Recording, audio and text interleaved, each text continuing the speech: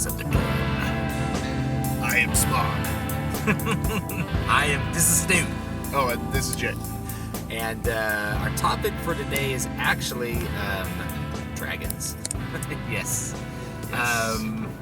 That is what happens when you don't do a lot of pre-planning. So, we're going to talk about dragons today and why they're awesome and maybe why they're dumb. I don't know. We will find out. Okay. So why?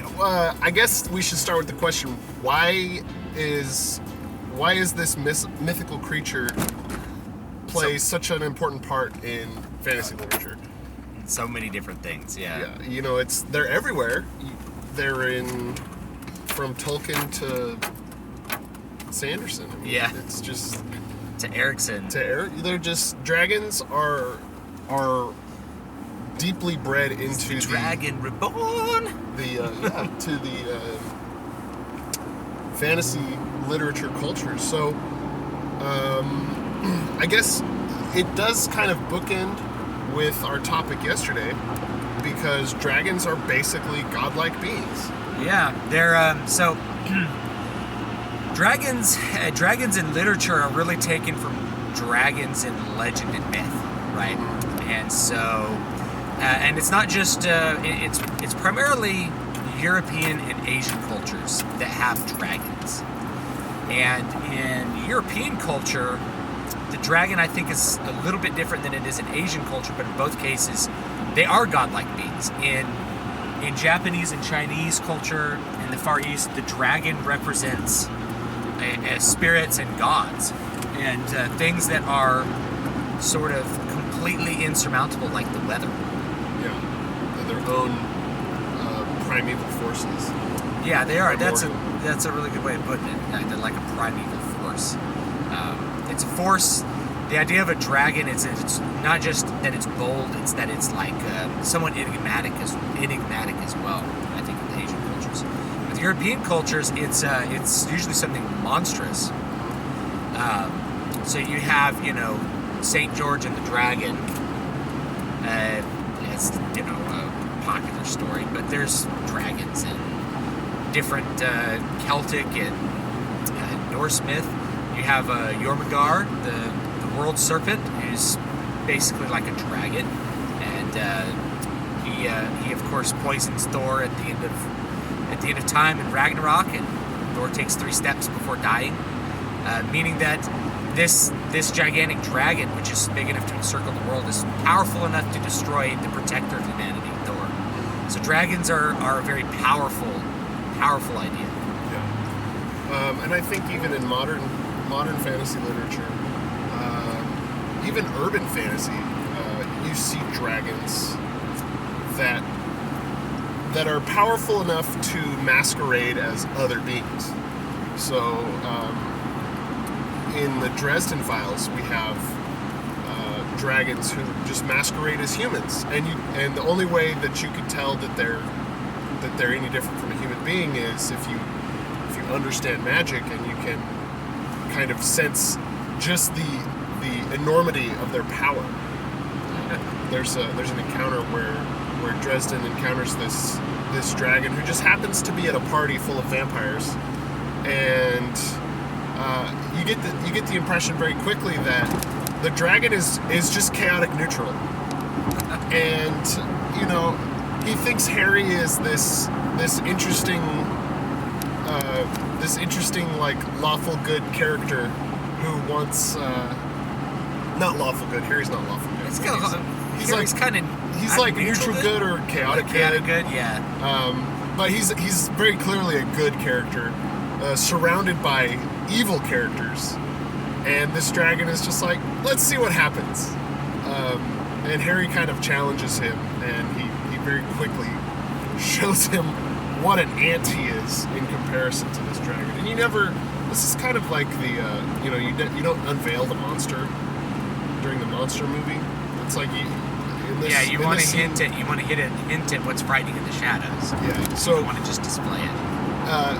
Harry through his narrative tells us that this person is a dragon, but we never see a dragon form. We just are described the insurmountable power exerted against him. Yeah. And we understand how powerful Harry is and how he's just like there with all of my friends and all of the Wizard Council behind me. There's no way I could do anything to this being. So I think that really kind of encapsulates dragons. Is they're even like a Gandalf figure, because they're, humanity and our protagonists and even our antagonists are so below their notice that any interaction that they have with us is kind of like a side quest to them. They're just like, it's like playing with ants. Yeah, I'm gonna play with some ants. Maybe I'll get the magnifying glass out. Maybe I'll leave some food there. Maybe I'll knock their anthill over. Yeah, you never know, because even their morality is on a different level. They're like, well, why should I care about this? This is not even. It's like playing with an anthill. Yeah. Yeah. So like the chaotic neutral thing is kind of if you read Le Guin, Ursula Le Guin, and you read like the Odyssey series, dragons are in that, and she has a thing. It's like people dream, but dragons are dreams. The dragons are not easily comprehensible to humans. And there's a scene in the first book where this wizard goes out and he talks to these dragons in the dragon tongue, which is like the tongue of the original language of the world, and it's the language that you do all the magic in. And he knows it. He knows it well enough to talk to these dragons, and this dragon is frightened by it, and then he names the dragon. And in that universe, if you name something, then you have power over it. Its true spiritual name. And of course, the name of a dragon, because dragons are spirits. He now has the dragon at his mercy and commands him to leave this island where he and his children had been. This is after he kills several of the dragon's children, and the dragon doesn't really seem to care that much. Which is really an odd thing, because dragons are not humans, they're different. And then later on you see him ride dragons and befriend dragons and all these sorts of things, because he's able to actually communicate with them, and even most wizards can't speak that original tongue well enough to remotely understand or be able to control a dragon. So it's an interesting take on it. Dragons are like a force of nature in that sense. Yeah. Well, and then you have other literature that dragons are just another animal that exists in the world, and dragons become war machines, because you can ride them kind of like a Pegasus, and they breathe fire, so they can char your enemies. Yeah. But even when you're talking about those, you're really kind of the grander sense. You're talking more about a whelp than a full ancient a full dragon. ancient dragon. Yeah, you're talking about a little drake. You're talking about a little Wival, a wyvern. Yeah. You're not dealing with the true ancient beast. Yeah. And there's I think there's a couple dragons in C.S. Lewis. One is fairly small and dies. Really, so you don't have to deal with the dragon. The other one is so big or the other ones are so big they come out at the end of time to eat the earth and destroy it. So they're still pretty strong in that. Tolkien dragons, I think, are really pretty cool, though you don't get that much of them. In Tolkien, the dragons were the ultimate creation of Melkor, the dark god, even Sauron's boss. And so dragons were his ultimate war creation. And the dragons didn't really obey him. He just unleashed them. Yeah. He would just unleash them on his enemies, and the dragons would go bug nasty on him. Which is really a kind of a reflection of chaos, because if you have something at your disposal that isn't under your control, you're not able to control the consequences of that. And I think dragons really do, in another sense, personify chaos, because they're completely out of the realm of control of humanity, and really of anything else that we conceive of. But this is why it's like, chaotic neutral. They have their own ideas of what their world is like, and we really exist below that sensibility. So we see it as chaotic and neutral, because sometimes they help us and sometimes they don't. And of course by us, I'm talking about our literary protagonists. Yeah. In some stories they can be helpful, and other ones they're dangerous and evil. Another cool thing about Tolkien with those, they were more powerful than the Balrogs, and the Balrogs were gods. They were like basically demigods. So they were essentially super strong. They were immortal, or quote, so long lived as to practically be immortal. And they also had like particular powers, right? And so in the Silmarillion, there's a point where I think it was Turin comes across like Glaurung, the biggest, baddest dragon of them all, and like the dragon looks into his eyes and immediately like basically casts a spell on him with the power of his will. Yeah. His will is so overwhelming that the warrior hero can't even act against the dragon. And the dragon tells him things that the warrior hero then believes, and they are half true. And it was that he would like married his sister, and it caused like this great this great tragedy to befall. But it was a really interesting thing. And you have it referenced again in The Hobbit, where Bilbo is talking to Smaug, and Tolkien says Bilbo was he was very close to coming under the influence of the dragon spell. That the voice and the will of the dragon is so powerful it can just control people. Yeah. That it's so far beyond the normal capacities of a human, it can control people. And what I love also about The Hobbit is that you have Smaug like this incredible force, but he's also evil. He's greedy, all these sorts of things, and he doesn't care. He's like, all right, I'm going to go burn down Lake Town just to punish you because I'm wrathful. I'm a wrathful god. And he's arrogant because he believes he's armored himself. His one weak point in that universe is the belly of the dragon, which doesn't have scales on it. And so, of course, what happens is his one bare patch ends up being his downfall. The one thing that he ignored, the one chink in the armor, he chose not to, because of his hubris, he chose not to recognize that he had that chink in his armor, and he died because of it. Yeah. Well, and this is again, I think, the further we dig into it, the more it's like you don't.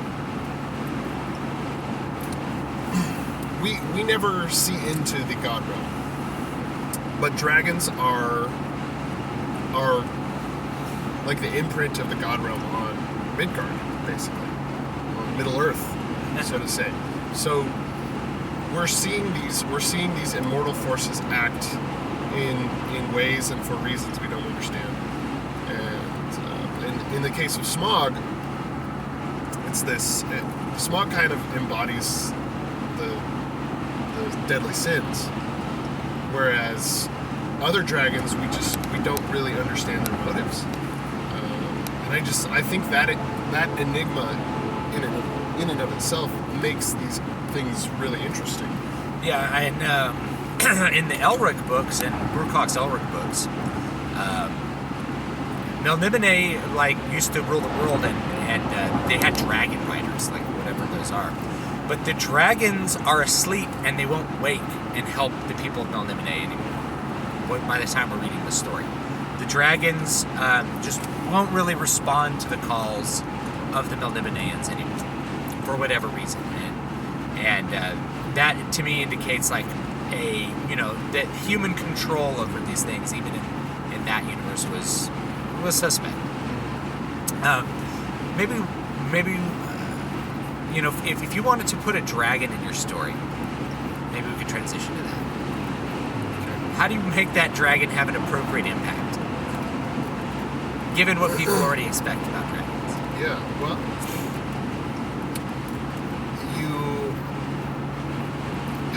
as the writer, I think it's important for you to understand your dragon's motives. It's not necessary for your characters to understand the dragon's motives. So I could think of a story where... So the dragon probably shouldn't be that familiar to the characters. Exactly. So I'm thinking of a story where we have a character who rides a wyvern or some sort of young dragon. And then this character meets an ancient dragon who... Dragon of ancient wisdom. Yeah, well, I'm thinking he probably has contempt not only for the human who is so beneath him as to be barely recognizable, but he has contempt for the wyvern who has allowed himself to be ensnared. So when the character is interacting with him, he has a false sense of confidence because he believes he understands dragons, and maybe this dragon allows him to have that confidence for a goal to accomplish later on. And I think that really, you as the writer, if you understand that, you're going to write it in such a way as to not really reveal much about this ancient dragon, but maybe this dragon, appears later and you have more revelations about it. But in reality, you don't know anything about it, and you're interacting with it in a way that is it's important for the story, but not important for the dragon, because the dragon isn't necessarily what's driving the story forward. Dragons aren't. I don't know if they make great central characters. I think if you if I'm thinking about a couple of stories, the dragons are usually withheld to a certain point in the story before you really interact with them, because that's the way that they have a bigger impact. It's kind of like building things up. Whether the dragon's a monstrous thing or it's just or it's something that's not monstrous, it's like a godlike thing. So if I'm imagining the first book of the Malazan series, where you get all the way to this climax at the end of the story, where like all the little threads are coming together, and you have a character that turns himself into a dragon and just like obliterates a lot of things. Yeah. Just does a lot of, and the fact that he had turned into a dragon at the end, you're like, it's a shocking moment. And then, like the unleashing of the power, you finally understand, like the god that character's essentially God. Yeah, because again, in Malazan, ascension is a central part of the story. So that's kind of your first real taste. Yeah, real taste, because they talk about ascension throughout the book, but this is like, this guy is actually ascended. He's a god. This guy actually is a god, and then in that context, what he does at the beginning of the story actually makes sense. Yeah.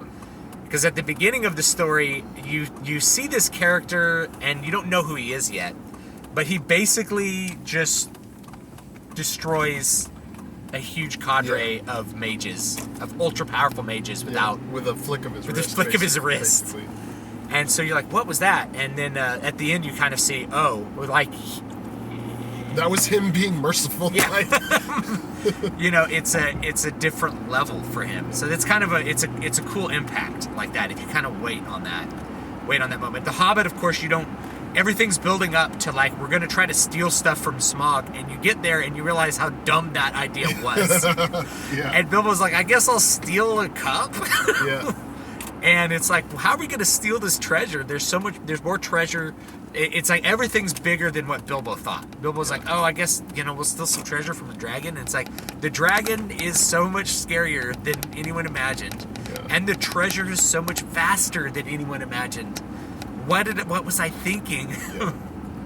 Yeah. And so like that ends up having a big impact. Glaurung, he shows up towards the end of, it's in the middle of the Silmarillion, but it's the end of that story that concerns him.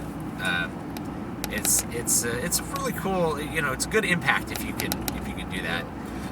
And in that regard, I think dragons can really be a check on human hubris, because as you're working through your characters, it's like, oh, we're gonna do this thing, and we're really gonna do it, and then you realize that this was stupid.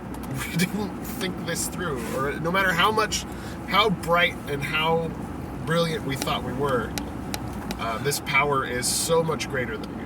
Yeah, and that it has a good impact if you're going to put that towards the climax of the story, because that's kind of, we talked about that, Save the Cat. That can be kind of like a dark night of the soul moment where you realize, like, oh, the problem is more insurmountable than I realized. Yeah. I have put dragons in my stories before. You can read one of mine called Garamesh and the Farmer that is on Amazon, and I do have an audiobook of it. It's a rather short story. It builds up to the end of the dragon, so you get the dragon at the end, and basically you have this group of men trying to marry a princess, right? Like, it's a contest, which is going to upset feminists, but read the story, you'll probably like it anyway. And the guy gets to the end. Gets to the end. He's like, oh, I guess I'm gonna have to slay this dragon. And the dragon finds it funny that this guy would even think that he could be slain. But the dragon's not a bad guy. The dragon's like really nice, right? At the end, he's just like, he's like, it's funny that you people think you can slay me. I'm an eternal being. It's like, were you gonna shoot me with your gun? It's not gonna do anything. And then he the whole fear of the dragon gets kind of turned on its head when the dragon just basically lets the main character know how insignificant he is, but also is just like, oh, well, maybe you could actually do something for me, because this is something I actually can't do for myself. Is like, I have a toothache. That's why I've been making the earthquake, because I have a toothache, and you realize, oh, that's how powerful he is, right? And so that dragon was called Garamesh. The story's called Garamesh and the Farmer. I'm actually having another story with Garamesh coming out at some point here, as soon as I'm done writing it. So that'll be fun too. That also features a dragon, semi-prominently. Well, I think that's it. I think we that topic was more expansive than we originally thought. I think we just kind of scratched the surface, because there's a million more dragons to talk about. Oh yeah. So dragons are really cool. They're always like the last boss. That's why it's called Dragon Kill Points, DKP. That's right. Not Person Kill Points. That's right. Because persons are pissants in comparison. Compared to dragons, certainly. So this has been Riders of the Dawn. You can find me at MatthewJWellman.com. You can find me at DavidBStewart.com and DVSPress.com. You can email the show at Stew@DavidBStewart.com. And I hope you guys have a great day.